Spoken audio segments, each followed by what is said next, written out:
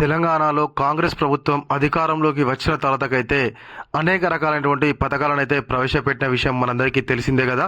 అందులోనే ఒకటి ఏంటి అంటే తెలంగాణలో నిరుద్యోగతను తగ్గించడానికి ఎవరైతే నిరుద్యోగులు ఉన్నారో వారికి ఎంప్లాయ్మెంట్ కల్పించాలి అనేటువంటి ఉద్దేశంతో ప్రారంభించబడినటువంటి పథకమే రాజీవ్ యువ వికాసం పథకం.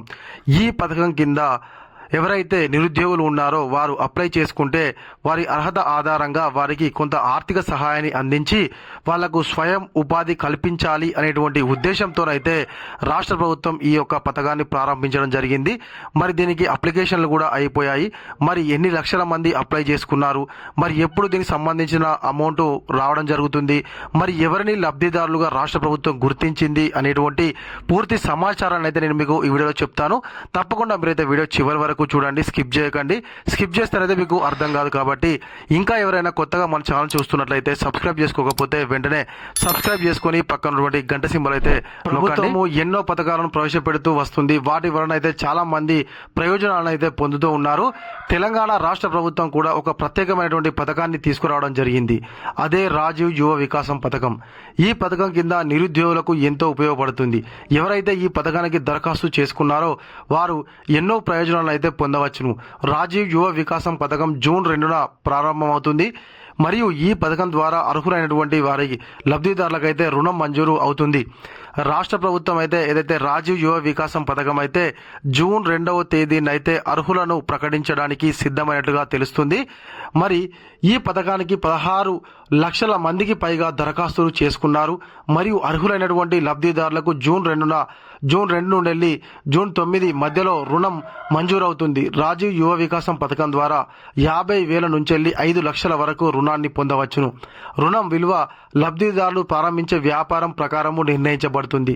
దరఖాస్తు చేసుకునే వారి సిబిల్ స్కోరుతో పాటుగా ఇతర ప్రమాణాలను కూడా పరిశీలిస్తారు.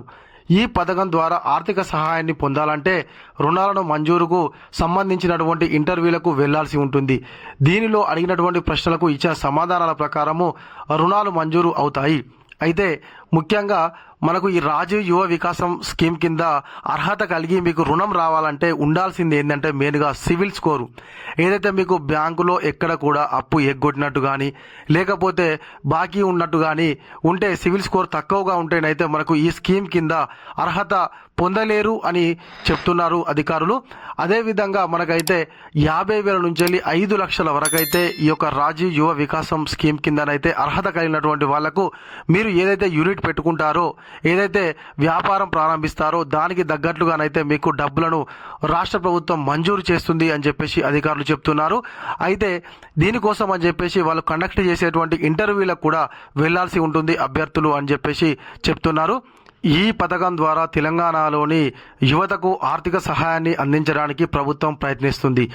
దీని ద్వారా నిరుద్యోగ యువత సంఖ్య తగ్గుతుంది మరియు వారికి ఉపాధి కలుగుతుంది. దీనికి సంబంధించినటువంటి లబ్ధిదారుల వివరాలను అయితే ప్రభుత్వము విడుదల చేస్తుంది. ఇంటర్వ్యూలు నిర్వహించిన తర్వాతకి అర్హులైనటువంటి లబ్ధిదారులకు చెక్కులు అందజేయడం జరుగుతుంది.